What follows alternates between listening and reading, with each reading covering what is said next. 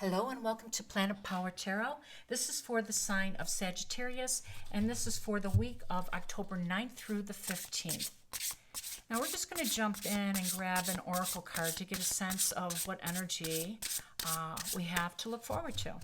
And I'd like to take this time to thank you all for stopping by and spending your time with me. Thank you. Surrender. Sometimes learning to surrender can feel as if you're dying. The ego learns what's hardest: to stop trying to control the whole universe. That can be a very deep message for sure, but I like the fact that it mentions the ego learning to surrender, because of course we operate on an ego level and a soul level. So let's get another card for this intro. Grace. I gracefully accept the infinite love of the universe. Well, there you go. We're going to surrender with love and grace, whatever we need to on an ego level. All right, Sagittarius, let's see what that means for you. We'll go ahead and pull a few cards for some guidance. And the first card out is the Queen of Pentacles and the Justice card. Temperance, one of my favorite cards, and I will ring her bell. Divine Intervention cards always get a little bell rung. And we have the Ten of Swords. Now we understand. We're going to surrender. Okay. Over here we have the King of Swords, the mighty, powerful King of Swords. We have success with the Six of Wands. We have the Seven of Wands. Cards come out a few times. And we have the Six of Cups.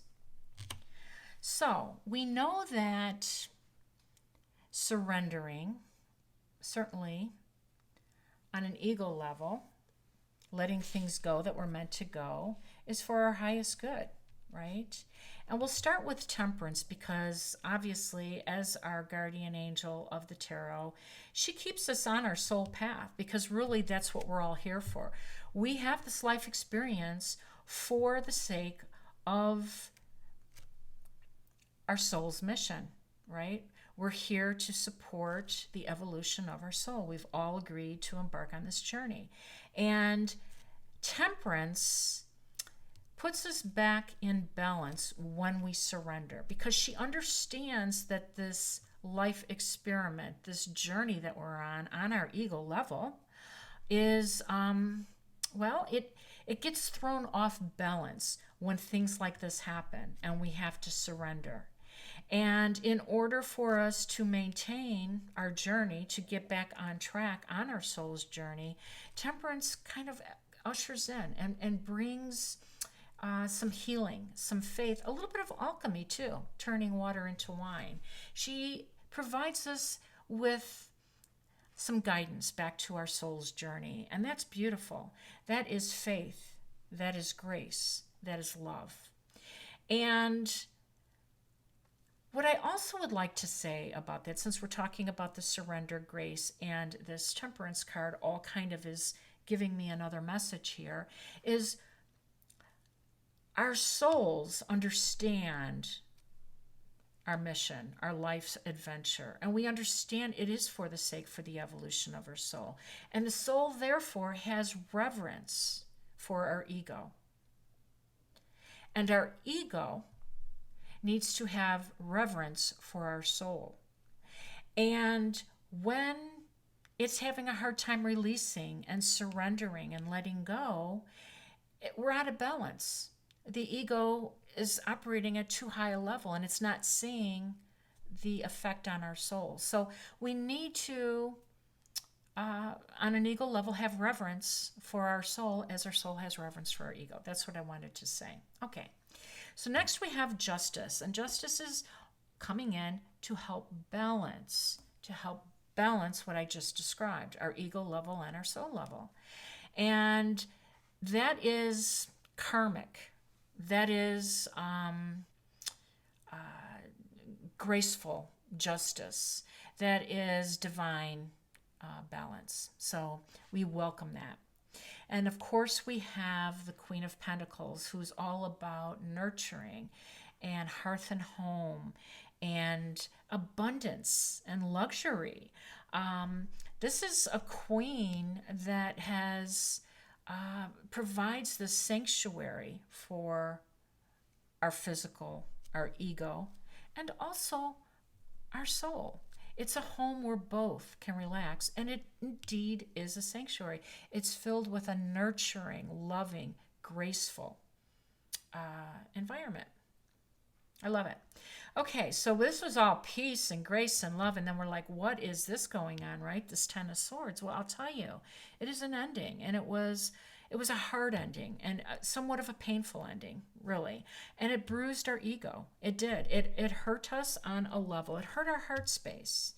And because it was necessary to end, we're ready. We're ready to move on. That's, the soul is saying, we're going to let this go. And we need some help for our ego to let this go, right? And so the King of Swords comes in, and sometimes I call him the great surgeon because he moves with great speed and precision and cuts away what no longer serves us. And this energy certainly does not. So I kind of like this, this energy that's coming in for us. We're ready to move on and to succeed and to get back onto our journey. And we really don't want to be bothered by this. And we really want this acceptance and this surrender to go so that we can move on. Now, the Seven of Wands down here is just kind of putting up a little bit of a protective barrier, right? And this protective barrier is to kind of help us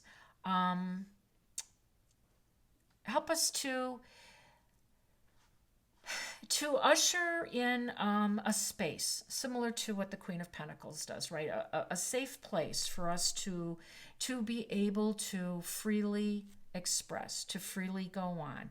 It wants the Seven of Wands protective mode is really about understanding the need for raising our level on a spiritual level and balancing out that ego level. So that is what this is for. And of course, the Six of Cups is a very emotional, sentimental, nostalgic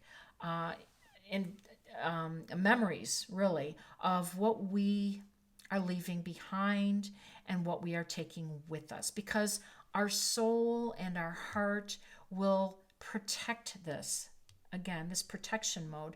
We are going to leave some of it behind in our physical world, but we take our memories. I mean, we're all here just for a short visit.